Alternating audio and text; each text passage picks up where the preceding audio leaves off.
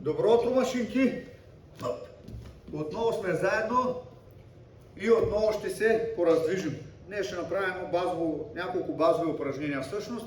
Просто ще ги правя от колене, за да видите, че една малка промяна в позицията на тялото натоварва по съвсем различен начин.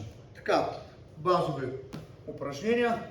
Правя 10 вдигания горе.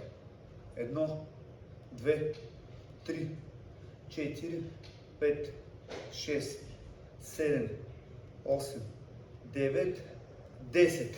Второто упражнение. Вече залюлявам подувките. Качвам горе. 1, 2, може дори и до земята. 3, 4, 5, 6, 7, 8, 9 и 10. Последно. Следващото упражнение. Директно качвам подувките горе. Тук вече няма инерцията, която използваме, когато сме изправени, и упражнението става малко по-трудно. 1, 2, 3, 4,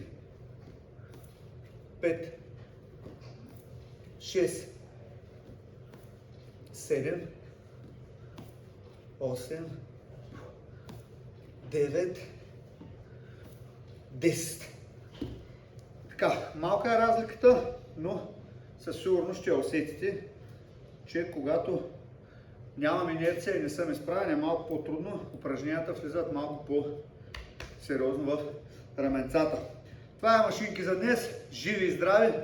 Ще се видим следващата седмица. Чао!